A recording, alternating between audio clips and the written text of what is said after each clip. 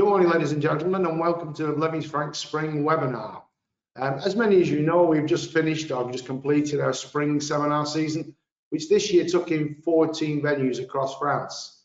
Now, due to timings and venues, many of the people who are joining us this morning were unable to join us at the seminars, so we thought this morning running a webinar would be a good idea for people to catch up. But rather than plowing through all the presentations that were made at the seminar, most of you today have submitted at least one question. A few of you have submitted quite a number of questions.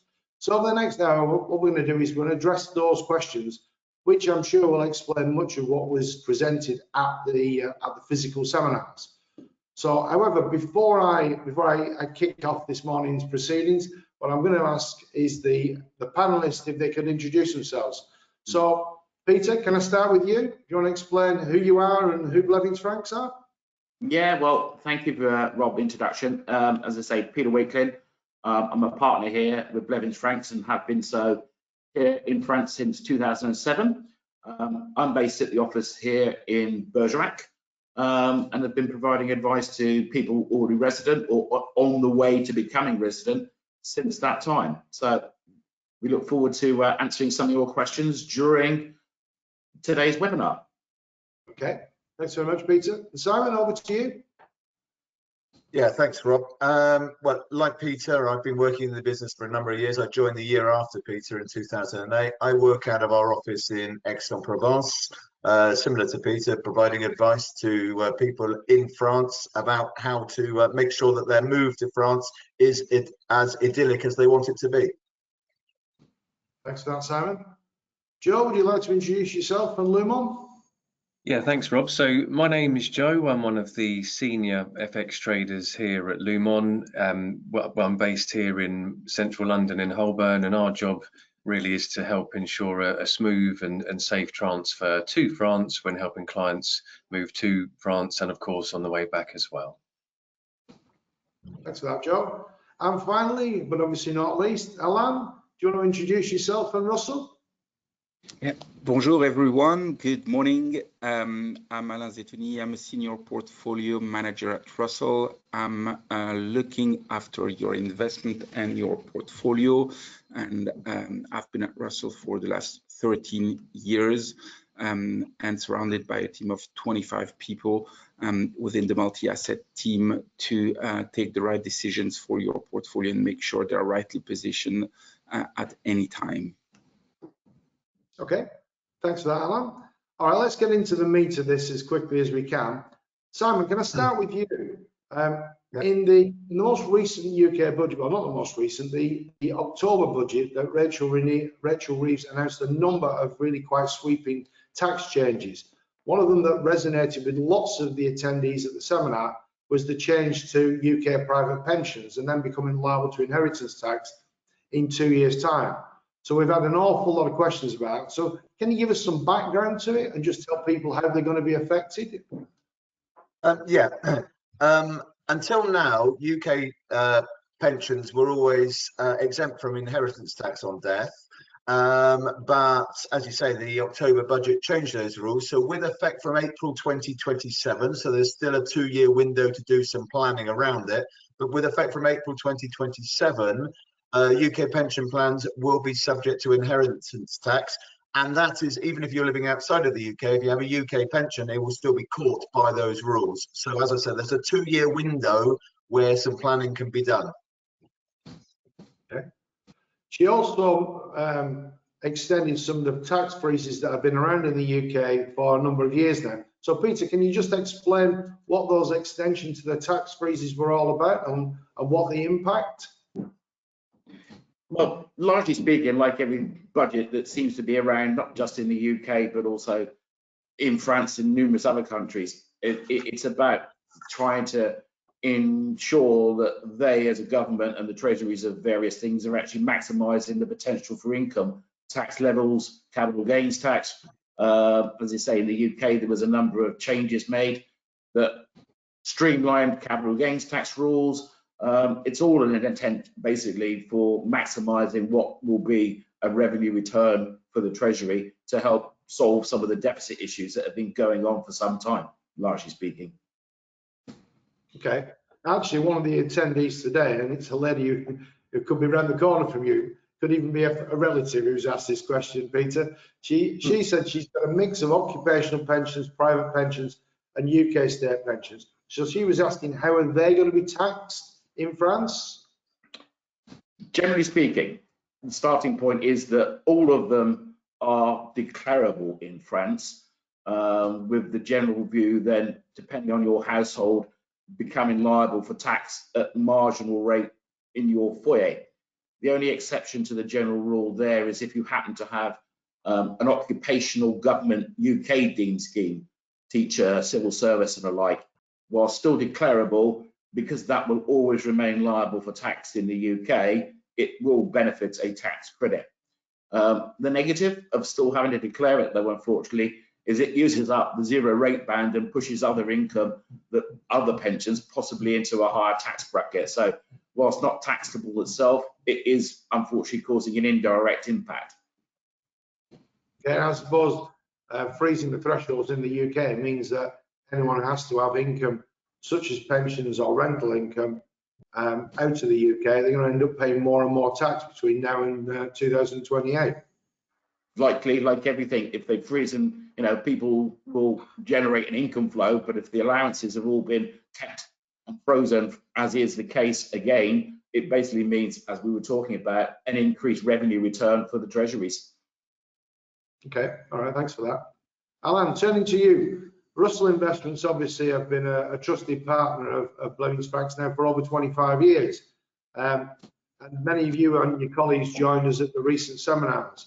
So can you explain to the viewers, listeners today, what Russell does and what your role is and your involvement with our clients?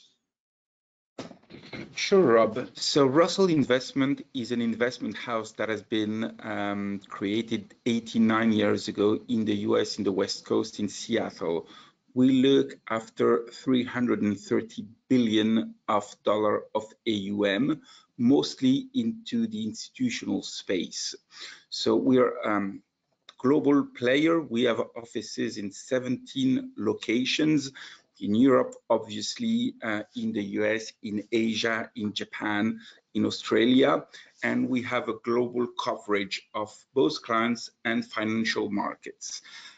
About 250 people within Russell are fully dedicated to looking after clients' portfolio and making sure that we invest in the right way according to your objective. As I said, we are 330 billion asset managers. So that means that we have scale and we have a global reach when we do invest, which is what we share with Blevins and we give you access to through the partnership. We've been working with Blevins, as Rob was saying, for the last 25 years, one of the longest partnership in history. And one of the key benefits that Blevins clients have working with us is to access to our offering, which is very unique as it is a multi-manager offering. So for each of the asset class that we have that we think are relevant for your portfolio, we have a team, and we have teams across the globe that do select the best managers. So if you want to invest into Japanese equity, we have teams locally in Tokyo that will look at what's there, what are the managers, what is the universe of available managers, and they pick what we think are the best managers in each of the asset class. And that goes across the platform. And therefore, investing with Russell opens up a breadth of opportunities in terms of asset classes and as well in terms of investment expertise with some of the best investors in the world running portfolio on our behalf. So that's really what Russell does for you. And we've developed 5 model portfolio with the Blevins investment team. We work hand in hand with them, and these portfolio have like very unique characteristics in terms of the breadth of the asset class, of the investment, the diversification that they offer, and as well their ability to use our multi-manager. Usually, multi-manager comes up with a few drawbacks, such as it is very expensive compared to a traditional offering. But given that we have scale, about 330 billion in AUM globally, we manage to secure very attractive deal and very attractive pricing. At the end of the day, the exposure you get within our portfolio and our proposition is not more expensive than anywhere else than what you would get, but you get access to great managers you wouldn't have access to otherwise. Okay, all right, thanks. I'm sure, as you would expect, lots of the attendees have got various questions about markets, tariff, and that word that we can't use at the moment, Trump. So I'm definitely going to come back to you in a minute and ask you a few more questions, Alan. Sure. If I turn now to Joe. Joe, I just mentioned tariffs and that Trump has introduced. So can you give us the latest on the currency market and why someone would use a specialist broker such as Lumen rather than using their own bank? Sure. So speaking of the T word, as you referred to it, because of his tariffs, yeah, well, both actually. No, because of President Trump's tariffs, it's resulted in the market moving by over 2.5%. That's the pound to the euro since just last Thursday. So you can imagine when you're purchasing a property abroad, the cost is very volatile at the moment. And with the service that we offer, it can of course help clients fix in rates nice and early, take advantage of some of these favorable market movements, and that's something I'll come on to in a moment. Against the euro dollar has moved by over 4% in just the last week, so everyone's sort of on tenterhooks regarding what he's going to say and do next, and it is having a very big impact not only in the world of the stock market and pensions, as I'm sure you're all aware, but in terms of the currency markets, which are notoriously very volatile. So if you are in the process of currently buying a property over in France and you're wondering how much that will cost in pounds, for example, because of course you would purchase in euros when you buy the property, that cost is changing not only day by day, but minute by minute, hour by hour. And that's why having someone like us here on hand to help with those kinds of movements can really help when you're in that process. Okay, all right, thanks, Joe. Simon, coming back to you just for a moment. One of the big issues that came out during the seminars was this change to UK domicile that Rachel Reeves announced in the budget. And one particular gentleman asked the question. He said he was thinking of returning to the UK. He's been living in France for 8 years. So what does he need to be aware of before he returns? Well, there are several things he needs to be aware of. The major one is that he probably needs to hang on for another couple of years in France, because if you return to the UK having spent more than 10 full tax years out of the UK, for the first 10 years of residence back in the UK, your non-UK assets are not caught in the inheritance tax net in the UK. So properly planned before you return, you can effectively remove the bulk of your assets from the UK inheritance tax net and probably from any inheritance tax net until that 10 years is up. Of course, none of us know how long we've got, and hopefully that gentleman will have more than 10 years ahead of him. But at least for that 10-year period, his family can rest assured that if something should happen to him, the bulk of the assets won't be charged to tax. Sorry, Rob, just one thing. Make sure those assets stay offshore, stay out of the UK during that 10-year period. But as soon as they return to the UK, then they are caught by the UK inheritance tax net. It sounds like you've got an opportunity to do a lot more planning though than maybe we had before the 5th of April this year. Absolutely, and the main thing is, and I would say this, wouldn't I? But they need to come and talk to people who know what they're up to and have a conversation. Because if that gentleman has been in France for 8 full UK tax years, probably he quite likes France, and hanging on for another couple of years is probably not going to be a deal breaker for him, and it could save his family a lot of money in the long term potentially.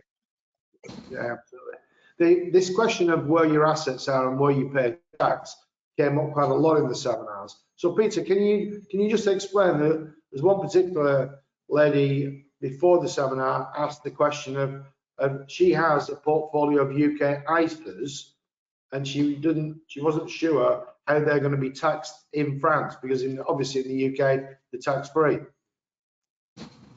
Yeah, well, as Rob indicated, if you're in the UK as a UK resident, ISAs and other, to be fair, not just ISAs, but other tax efficient structures in the UK are the logical thing to be doing as a UK resident.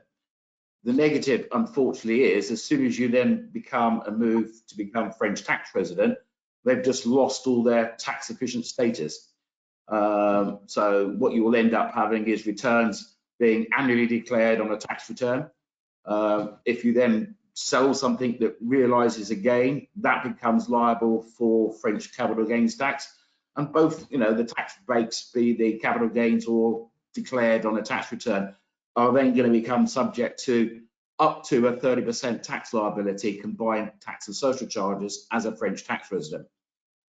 So ideally, and I say this ideally, the logic is to look at what to do with those structures and restructure them to similar tax efficient wrappers that are available for French residency, that will then not only provide sheltering of that 30% liability, but an ability to create in the future, if need be, a very, very efficient form of tax efficient income.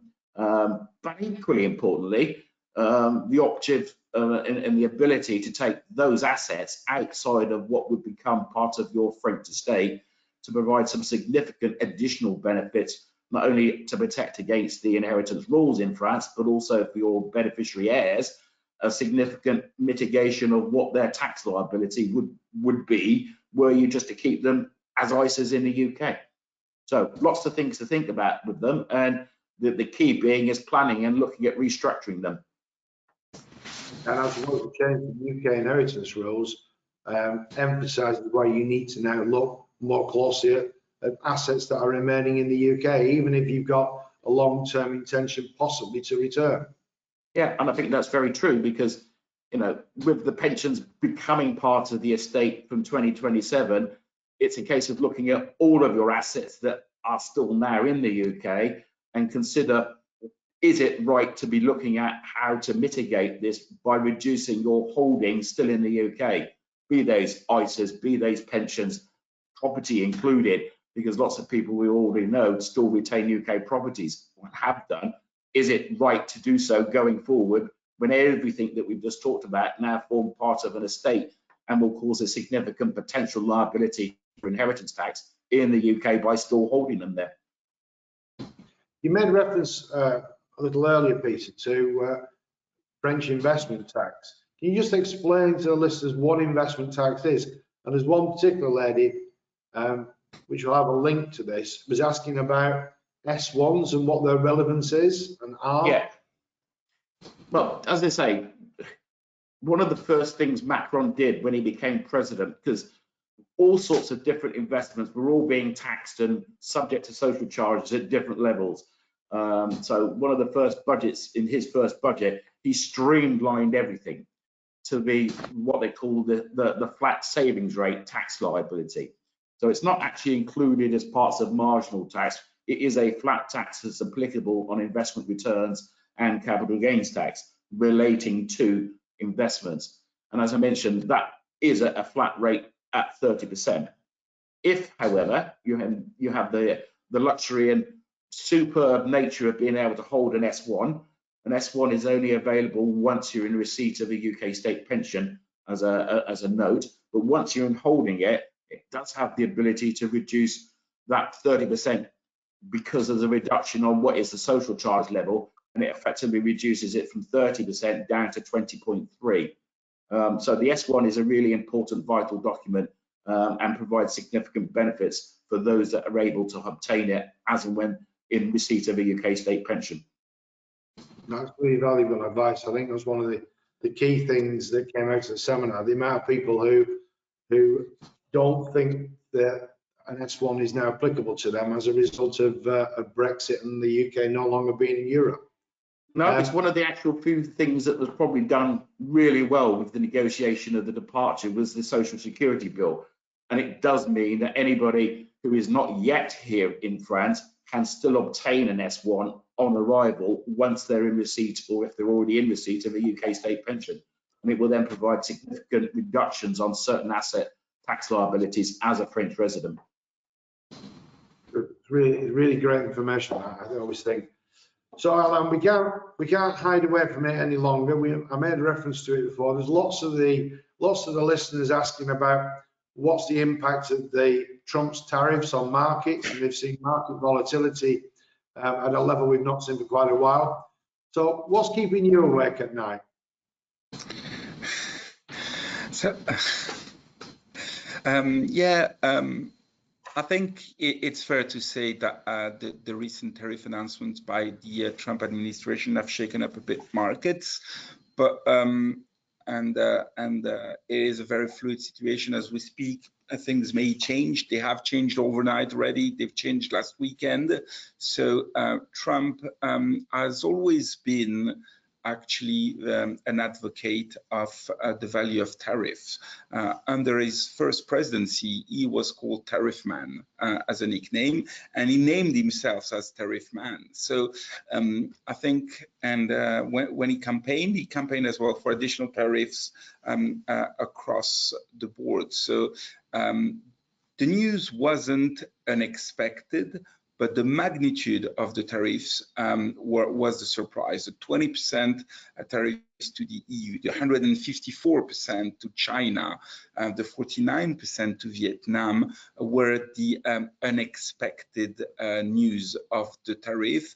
And as well, Trump was talking about reciprocal tariff, which would mean, the idea was that if EU has a tariff policy to the US to 12%, they would align.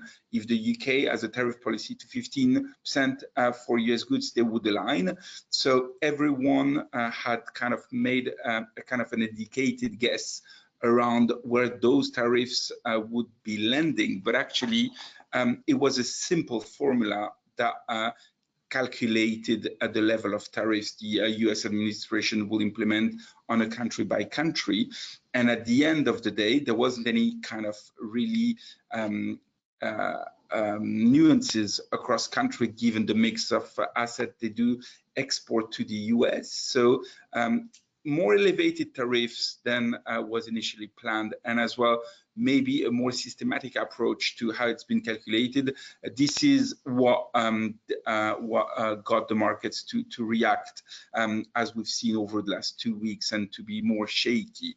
But importantly, I think, Rob, to your point of what keeps me awake, what doesn't keep me awake at night is the performance of the Russell Blevins Franks portfolio, and knowing that they're broadly diversified across many asset classes, many markets, and many managers is an important point.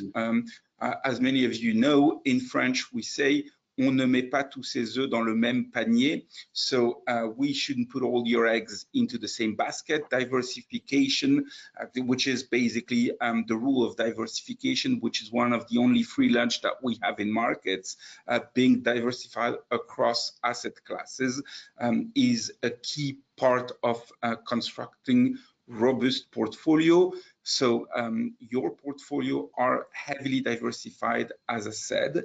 Secondly, we've been there in the past into similar situation, being the 2008 crisis, the Eurozone crisis in 2012, 2015 crisis, the first tariff crisis in 2018, the COVID crisis early in 2020, the inflation spike crisis in 2022. We've been there together, and having a really disciplined investment process is the way to navigate these markets. And this is why at Russell we have an investment process which is based around cycle, valuation, and sentiment, which makes sure that we are not reacting with our emotions. Reacting with your emotions, what you're seeing in the markets is always your worst enemy, because you've seen it, because you witnessed. That means it's part of the past. So you should be looking forward to your return, and having broadly diversified strategies, rebalancing to your long-term investment policy is the key point. Thirdly, I think important one to mention is that it is when markets are volatile, it is when we see those market moves that the best returns are being generated over the following years. Being in 22, remember I was at a few seminars at the time with you, and we said, look, markets look beyond bad news, and what is important is what corporates are doing. It is how corporates do adjust, how monetary policy, as fiscal policy is moving and is evolving to help the economy. And if anything, central banks this time around can be very good helpers because of where rates are, and they can be very strong in cutting rates should there be a significant slowdown in activity following the Trump announcements. As we speak, the Bank of England is thinking of cutting rates 3 times this year. The ECB will decide on the rate cuts today. They've done 2 already for the time being, and these are potential catalysts for market to bounce back. Finally, I mean, we know the Trump's tariff, the headline that is shared with us, are not going to be applied. This is a negotiating stance. This is for him to reach a deal and to make sure there is a bit more balance in the trading terms with the US foreign partners, and that trade deficits are being contained, that there is a bit of give up, people buy more of US goods, being agriculture, being energy. Remember, drill baby drill, he said a few days after being elected, and that is as well something he will look to get a deal with. So we shouldn't be overreacting to the headline news that we see, because we know that they're just kind of shorter move, and that markets do bounce back, do potentially stabilize after that. And as we speak, I was looking at my screen this morning, European equity, for instance, have performed on flat year to date. So given all the headlines that you've seen, the sell-off has been mostly impacting US tech stocks. The Apple, the Nvidia, the Facebook, all those which are heavily linked to trade and heavily international. The European stocks have done okay so far. Even emerging market. I mean, China is one of the strongest markets year to date, despite being very aggressively targeted by the Trump administration. So we have to keep relax, calm, and broadly diversify, and stick to our process in those kind of very volatile environments. I suppose what you're saying is, going back to the old adage, it's timing the markets, not timing the markets. And especially in volatile periods like we have at the moment, if you're out of the market, you can miss out on some unbelievable key dates. Maybe you want to make some comment about, in the last 10 years, if you'd missed out on the key dates? Yeah, if you've missed, if you look at the FTSE 100, over the last 10 years, if you'd missed on the 5 best trading day of the FTSE, only 5 days of trading out of 1,000 days that we're talking about, or 2,000 trading days, sorry, your return would have been halved versus being fully invested. Just last week, think about it, Wednesday, the S&P was up 9.7% just on Wednesday, on the announcement that tariffs will be delayed by 90 days except for Chinese goods. So if you'd missed that one, if you've missed that day, and on Tuesday you had sold all your assets because you think that's it, I'm done, this is too much volatility, too much drawdown, this Trump administration will create chaos in markets and in global trade. So I'm not being just want to be invested, you would have missed 9.7%, which is the third biggest daily rise in US stocks since the creation of the stock market in the US. So these are massive moves, and they can happen at any time. If Trump overnight decides that they're going to start talking with the Chinese, or they're going to find a way to discuss further with the Chinese, I mean, markets could be bouncing 5–10% as well. So you just don't want to be out just because you would be locking the few losses that you've incurred since the beginning of the year. And mind you, these came after 2.5 super strong years in markets, where we've seen the S&P and global markets up 15 to 20% in 23 and 24 and towards the end of 2022. So a bit of adjustments on some parts of the market which were getting pretty expensive, such as US tech, is always very sane, and that's part of the cycle of investing. I think one of the things that's coming out from all of you this morning, gentlemen, is planning and having a strategy. Excuse me. With that in mind, Joe, when somebody's planning to move, let's say, to France, at what point should they contact a specialist broker such as Lumon? That's a good question, and I would personally think the sooner the better. It's a particular client springs to mind because she knew how much she could afford in pounds to convert to euros, and she knew the region of France that she was interested in, and she actually purchased the currency in advance of going on a big viewing trip to view multiple properties, so she knew what she could afford. I think perhaps from speaking to some friends and them finding out the hard way that you can go to view a property, have a price in mind that will cost in sterling, and then that could change dramatically, especially when you consider how volatile it's been recently. So for all of the listeners there, I think it's worth knowing, if you are a client of Lumon's, you don't have to wait until the very end of the process to look at the currency conversion.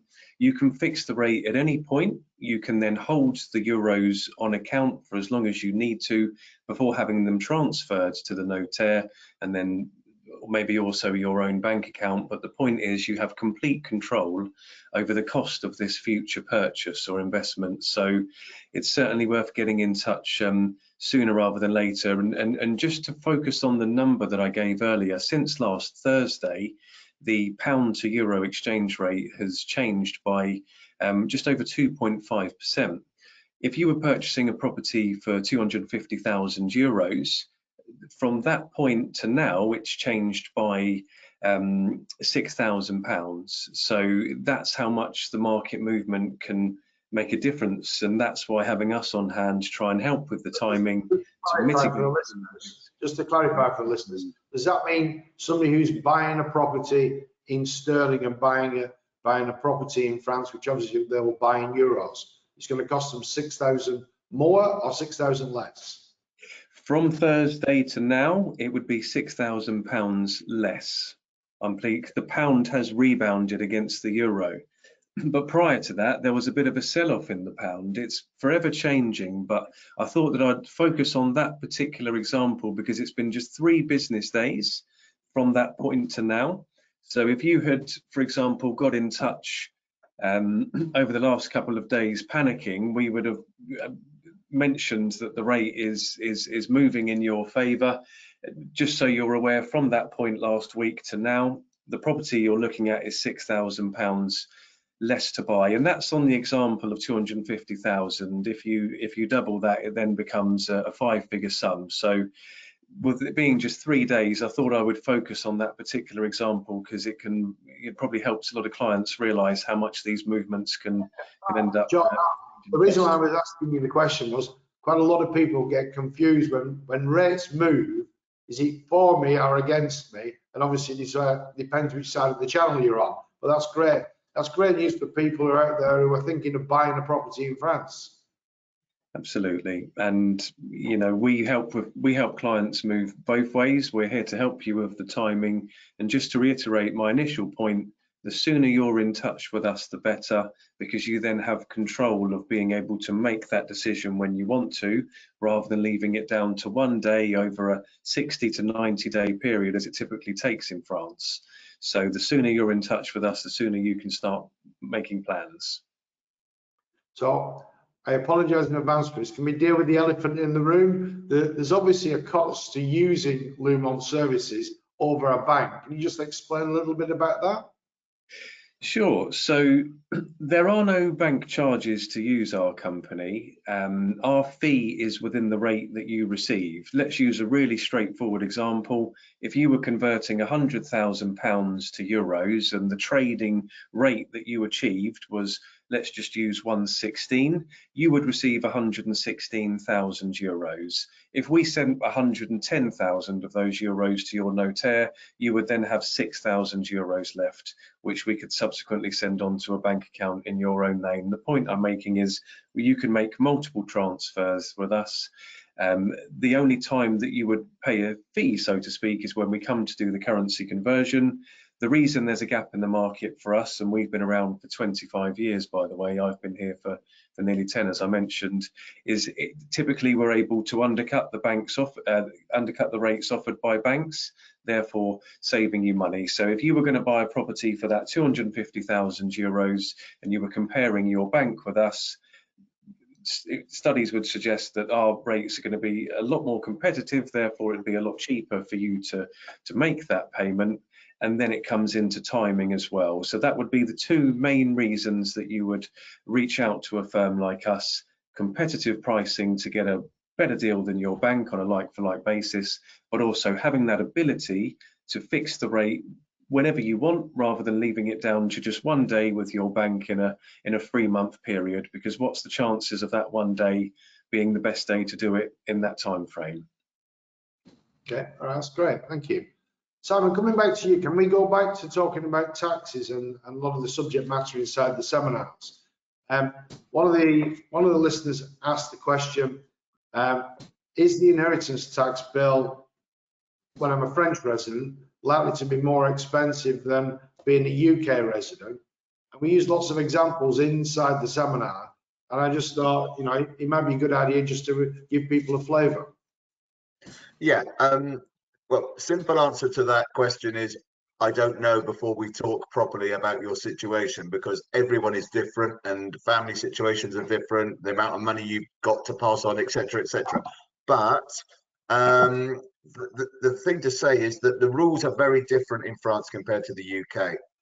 In the UK, it's the estate that's taxed. There is an allowance, and above that allowance, you pay 40% tax. So it's fairly simple and straightforward in the UK. And the thing to say, going back to a point made earlier, is that the allowances in the UK have been frozen, and therefore more and more estates are being caught for inheritance tax in the UK. In France, the system is very different in that it's the individual beneficiaries that pay the tax, and the allowances and the rates of tax are determined by the relationship between the deceased and the person receiving the money.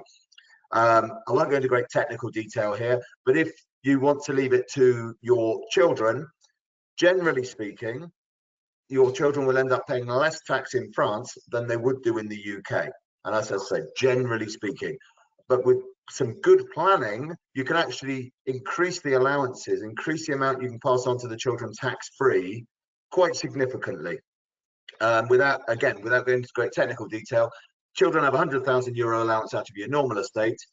By setting up investments in the right way, you can increase that to 250,000 per child, and you can do that per child from each parent if you structure things in the right way. So if you've got 3 kids, you know, between you can effectively pass on €1.5 million between mum and dad to the 3 children if everything is structured in the right way. So I didn't necessarily answer your question, Rob, because I don't know for each individual, the sums will be different. But the point is, there are some very good, useful planning techniques that can be used in France that can significantly reduce the tax bills.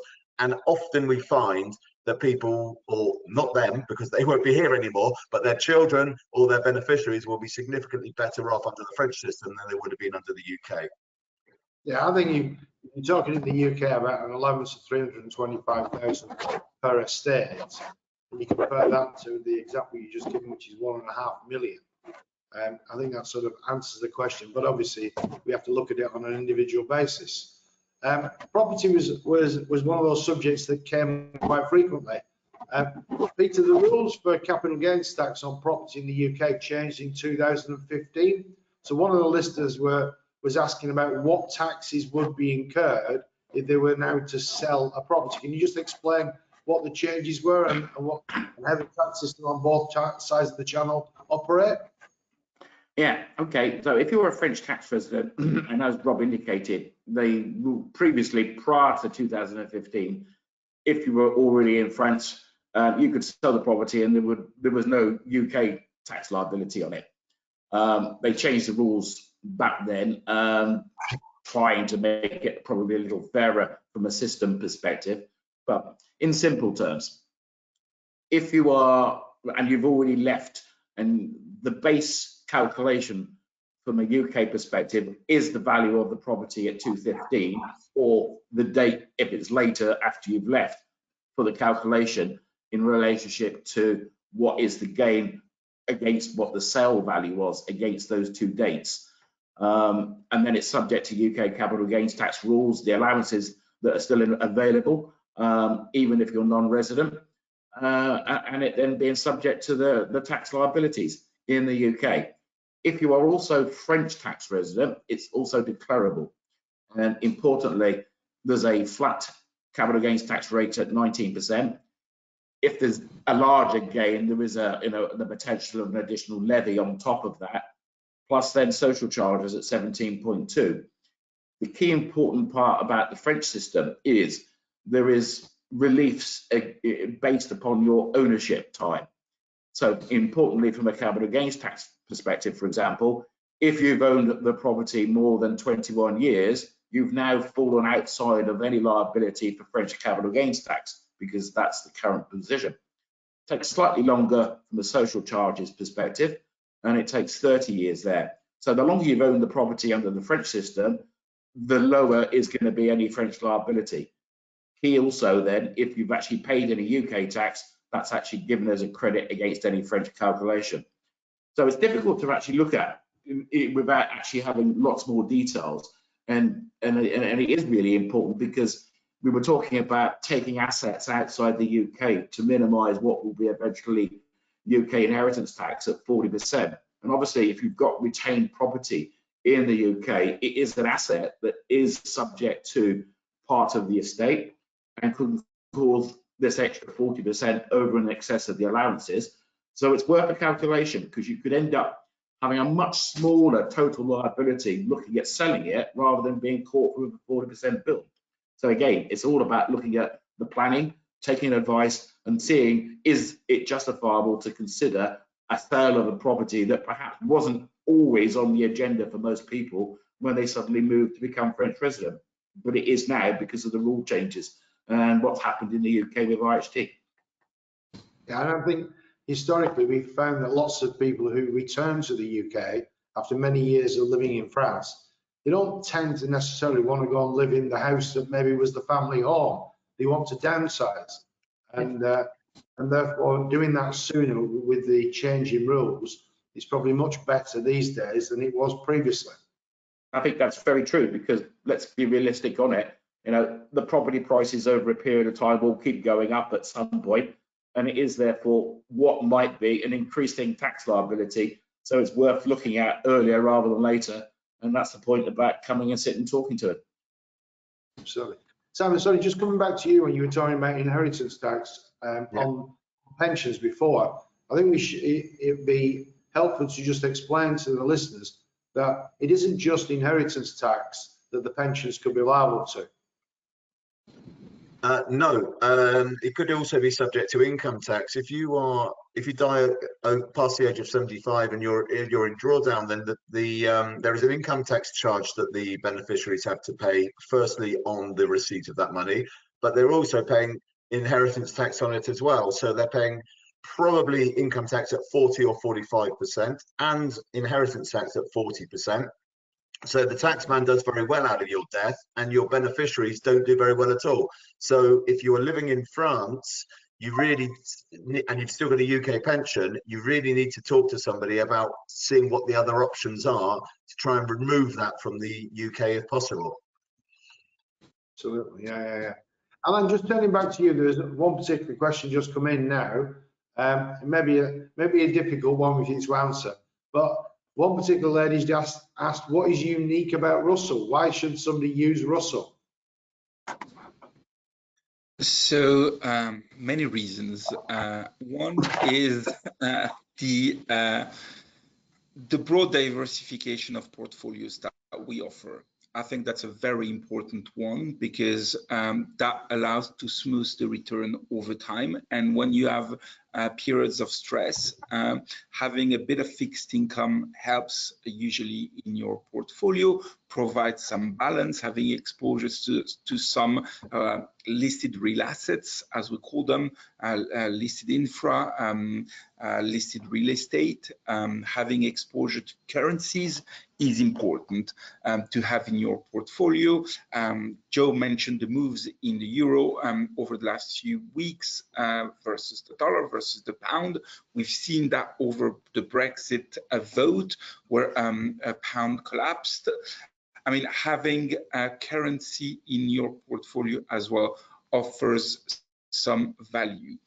Secondly, I think our disciplined investment process is very important, which means it avoids us running portfolio with our emotions.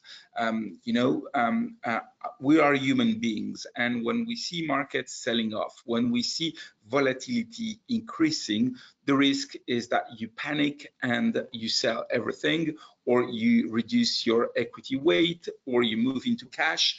And at the same time, when markets keep on rising, you start being super optimistic and you top up equity or risky assets. That's not what we do. We have a process which allows us to remove kind of all the emotional part of running money. And that process is oriented around three letters, C, V, and S: economic cycle, valuation, and sentiment. The cycle, which is the first leg of our process, is the long-term view of a market. Do we think this economy is going into the right direction? Do we think the growth is above, below, or at trend? What are central banks doing? What is the fiscal policy? What is the budgetary policy that this government is using to boost or to hold growth? And can central bank as well play a role? So that gives us the fundamental view around an asset class. Secondly, we look at valuation, the price to get to the asset class. It's the same story. You may like the car, but the car is too expensive for you to be able to buy it. That's what we do. Maybe an asset class looks very attractive, but it is super expensive, and therefore it's not worth. And that's what happened in our portfolio. We were underweight technology, US technology stocks, because yes, there was this AI revolution that we're seeing, that we're witnessing every day, which has boosted the price of those tech names. But at the end of the day, I mean, for Tesla, for instance, if you had bought it in December last year, that means you had needed 80 years of dividends and our income from them to get your initial investment back. Is that reasonable? To us, it felt a bit too expensive. So that's why we're underweight these tech stocks. So putting a price to an asset and making sure that we buy an asset that is attractive and at the right price is an important element. And secondly, the sentiment. We don't want to be herding. We just don't want to be caught into mass buying. We just want to make sure that we have indicators that let us know when markets are oversold or overbought, and that help us lean toward an asset class. And when we see excess selling and we have boundaries into our sentiment indicator, as it was the case a few days ago, this provides signal for us, positive signal for us to be leaning towards the asset class that has been oversold and has been excessively sold. So having that process in mind, which is a company-wide process, allows us not to take a wrong decision, but to make sure we stay focused, we keep the diversification of our portfolio and the long-term objective, and trade when we see what we call unsustainable extremes, i.e. extreme historic drawdowns or rise, to adjust the portfolio weight. We were not there last week when markets were in panic. We just were not. It's not sold off enough for us to be moving more risk on and to be adding to equity. But doing a bit of rebalancing, top up to your investment plan at that time is quite wise, or even at these levels, quite wise decision to take. Okay, I suppose Russell being specialists rather than generalists helps that process. Can you just explain what that means for the listeners? Sorry, I'm not sure I understood your question. Sorry, Russell avoid being generalists and they're specialists. Can you just explain what that principle is all about? Yeah, it's all about making sure that you have the right investment team that runs your portfolio for each of the asset class. And you know, you can't be good at everything. So if you look at the breadth of the asset classes that we cover and that we share with the Blevins portfolio, you have about 15 to 18 asset classes depending on the portfolio. Equity, you have US equity, you have European equity, you have emerging market equity, Japanese market equity, global fixed income, high yield, credit, like so many asset classes. And no one can claim to be good at running those all of those asset classes. It's a bit like, you know, the example we like to take is the example of sports. And you look at the decathlonian and that kind of discipline which covers 10 sports. And you look at the performance of the best decathlonian in the world, and you compare that to the performance of each of the champions in their respective discipline, and you will see that the decathlonian is always behind the specialist in all of the discipline. That's a fact. He can be as good as a specialist, and that's the same kind of principle that we apply. And for each of the asset classes that we have in portfolio, we have selected the best specialist in the field, or some of the best specialists in the field, and we give access to those specialists to you and your portfolio. And some don't even have kind of franchise in Europe, and they're restricted to institutional investors. And because you are partnering with us, we can give you access to those, and that provides what we call alpha, so overperformance versus benchmark. And if you combine that with a very refined asset allocation that we have, and with disciplined investment process, all that together adds up to the return perspective over the long term. Okay, all right, thanks for that, Alan. Joe, we've got another question, Ken. I mean, you mentioned earlier people getting in touch with Lumon early in the process.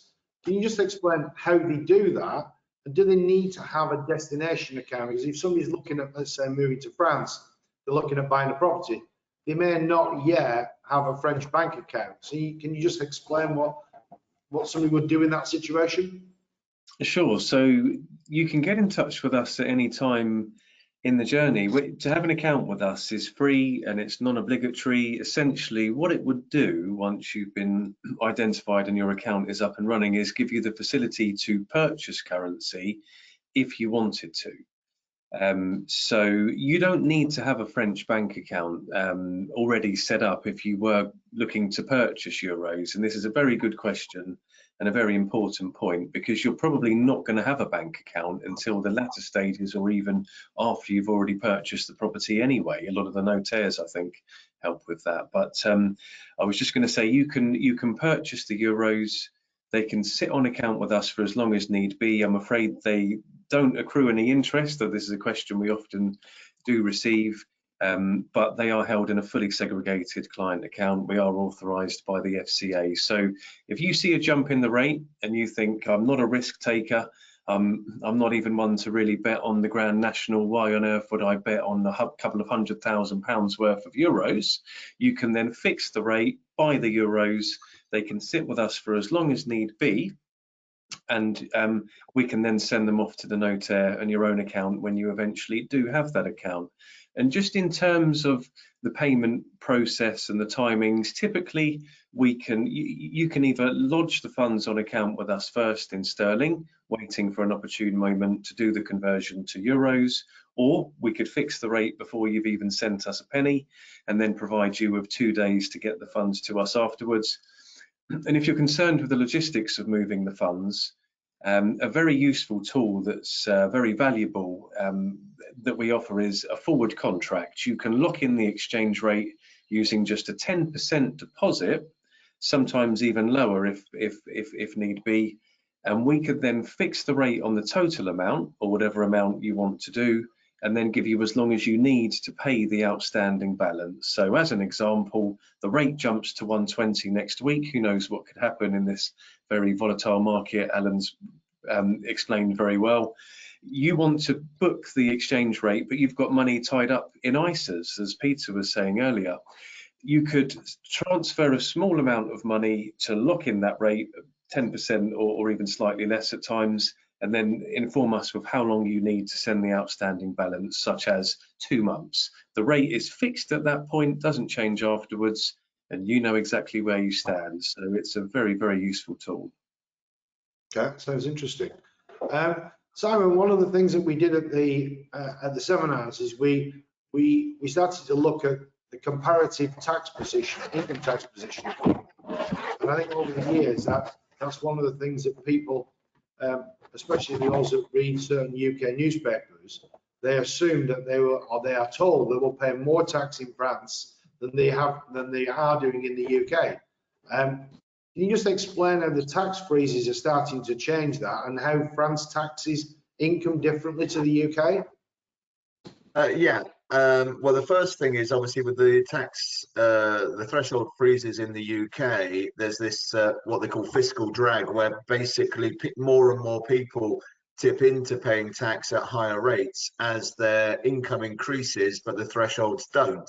So the UK income tax bill is gradually increasing for most people.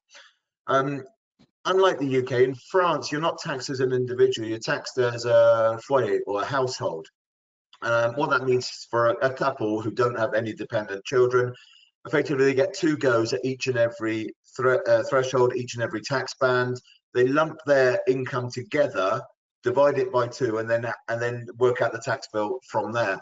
If you are fortunate, I don't know if it's fortunate to have dependent children, having just got rid of dependent children, it's probably fortunate to not have them. But anyway, if you have dependent children, they also count as what they call parts in the system. So, for example, if you're a married couple with 2 kids, you can divide your income by 3. You lump all the income together, divide it by 3, and then work out the tax liability based on that. So more often than not, I would suggest, we find that the income tax bill for people moving to France is lower than the income tax bill they would have in the UK, mainly because in most cases there is one or other of the couple who have more of the income. And therefore, the way the French system works, it balances out between the couple.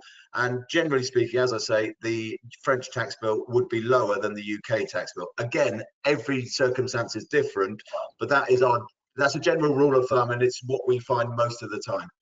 All right, thanks for that, Sam. We're running out of time, but one last question. Peter, somebody just asked me, they're about to inherit monies from parents in the UK or a parent in the UK. Can you just explain how the tax works in that situation? Yeah, no problem. Well, there is, importantly, a special double tax treaty between the UK and France that deals with inheritance. And the key simplified explanation is, if that estate in the UK only holds UK assets, it will be exclusively subject to UK probate law. And as a consequence, a resident beneficiary in France will then have no further tax liability to receive it, because this is an international treaty that oversees and above what French law would mean. So no liability in this instance for them to receive it as a beneficiary. The key will then be, of course, what to do with it when they receive it in order to be tax efficient going forward. That's a different question. I think that's a great question to finish on, and a great link for people to get in touch with us. Unfortunately, ladies and gentlemen, we've now run out of time. There's lots of questions still coming in. We've got lots that we didn't cover. If we haven't answered your specific question, please get in touch with us. Probably the best way to do that is at www.blevingsfranks.com. Thank you for your attention today. Thank you much for signing up for the webinar, and we'll let you know when there's a future one, and please come along to those. I would like to just finish by thanking the panelists. Great answers to questions, gentlemen, and I'm sure that everyone's really been very pleased with the answers and I will pass on the thanks to you. Thanks very much. Thank you very much indeed. Right.